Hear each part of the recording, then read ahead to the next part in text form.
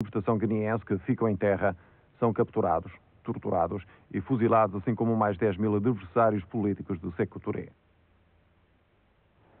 Les Portugais avaient un objectif. Os portugueses tinham um objetivo, diria mesmo legítimo. Era recuperar os seus filhos.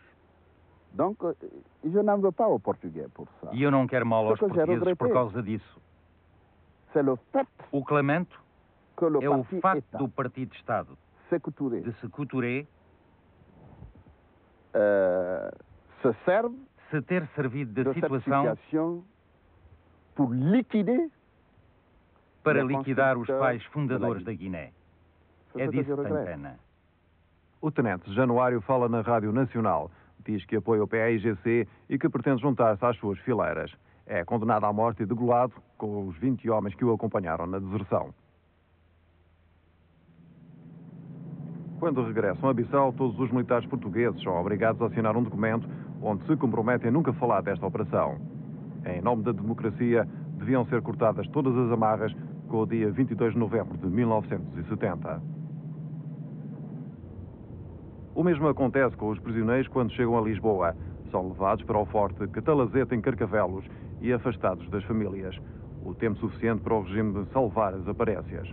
Tanto quanto é possível recordar, nós entramos no aeroporto de Lisboa num autocarro militar que deu imensas voltas, não sei se para despistar alguém que possivelmente nos seguisse ou não, mas que deve ter levado seguramente hora e meia ou mais a chegar do aeroporto aqui, ao Forte de Catalazete.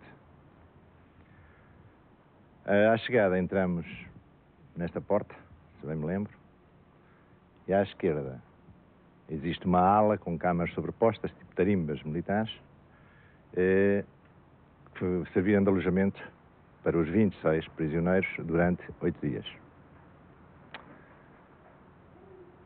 As janelas foram todas fechadas e trancadas para que não houvesse qualquer possibilidade de contacto com ninguém.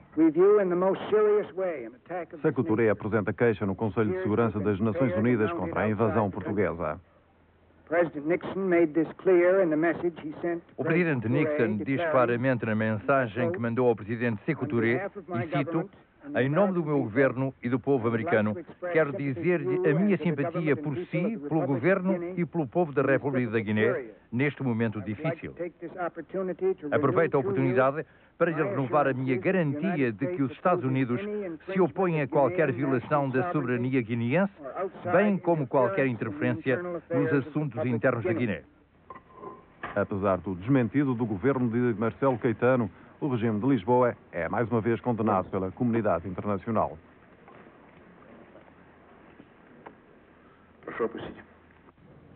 Temos junto de Em Bissau, nós os homens da Frente Nacional da Libertação que regressaram de Conakry são entrevistados e contam uma história diferente. da República da Guiné, de 42 anos, que há pouco se apresentou na fronteira da Guiné Portuguesa, juntamente com outros elementos vindos da República da Guiné, e pediu asilo político.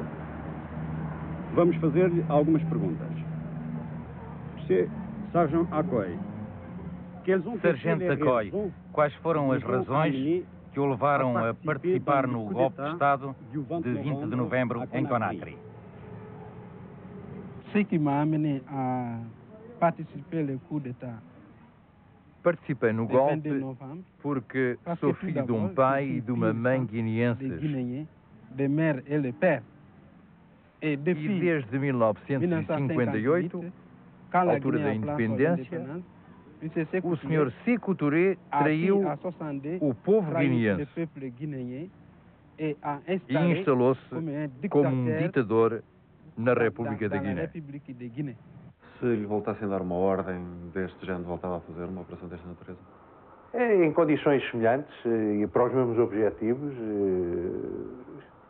ainda hoje aos 60 anos era capaz de fazer. Voltava ao combate? Voltava ao combate.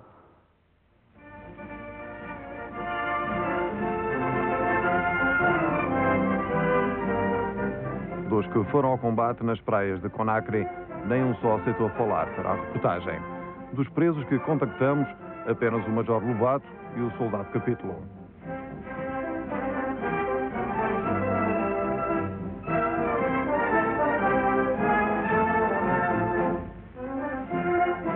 aos comandos africanos da Guiné e que o governo português mandou depor as armas em 1974, soube-se da sua sorte exatamente 10 anos depois da Operação Mar Verde, na altura do golpe de Estado do general Neno Vieira.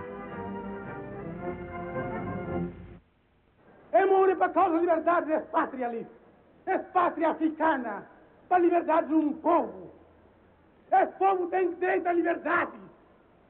Por isso, 14 de novembro, ainda fica na história de Guiné-Bissau. Viva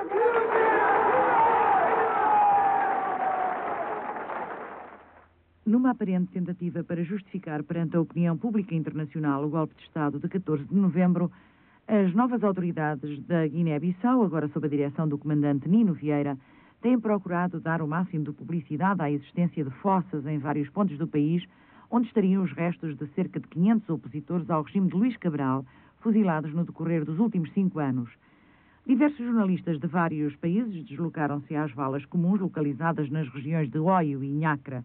As autoridades de Cabo Verde, nomeadamente o próprio primeiro-ministro Pedro Pires, afirmaram por mais de uma vez considerarem incompreensível o facto de o atual dirigente da Guiné-Bissau, Nino Vieira, não ter conhecimento desses massacres, uma vez que ocupava o cargo de primeiro-ministro e comandante-chefe das Forças Armadas no gabinete de Cabral. De acordo com informações provenientes de Bissau, os 200 corpos que se encontram numa vala comum em Nhacra, 60 km a norte da capital, seriam de antigos comandos africanos que combateram no exército português. Os restantes, encontrados em Farim e Oio, seriam de opositores ao regime deposto.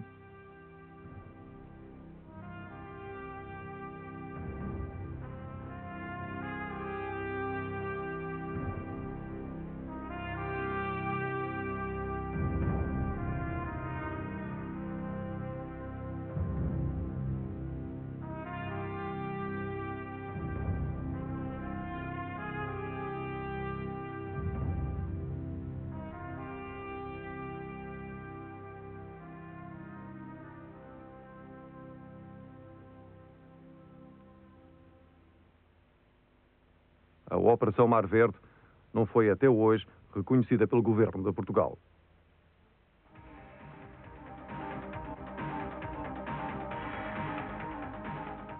Boa noite, Henrique Vasconcelos. No plano do rigor histórico, há aqui um ponto que fica no escuro. O relacionamento, o eventual relacionamento dos serviços secretos portugueses da DGS com os franceses. Na realidade, nunca foi possível provar, encontrarmos documentos que pudessem provar a existência desse relacionamento entre os serviços secretos e os dirigentes desta operação. Há pessoas que falam nisso? Há pessoas que falam nisso, fala-se nisso em Conakry, que o Rui Araújo obteve essas informações, fala-se nisso em Lisboa e fala-se nisso, portanto, em alguns meios militares em Lisboa. Mas provas factuais? Não há provas factuais e ninguém dá a cara para dizer isso. Na sua opinião, porquê é que o governo português, passados 26 anos, continua a não reconhecer a existência desta operação? Não é só o governo português, são as Forças Armadas portuguesas, os 3 ramos das Forças Armadas portuguesas também não reconhecem a existência desta operação. Porquê? Esta operação foi uma operação que nunca existiu para eles. Talvez porque, à luz do direito internacional, a operação em Conakry fez várias destruições, provocou várias vítimas e essas pessoas possam reivindicar agora ou possam apresentar a fatura 26 anos depois ao governo português. Talvez temendo isso ou temendo alguns problemas na política externa portuguesa. Só podemos arriscar um comentário aqui entre o dinheiro e a memória dos mortos nessa operação. O governo português opta por salvaguardar o dinheiro? Parece que sim. Bom, muito obrigado.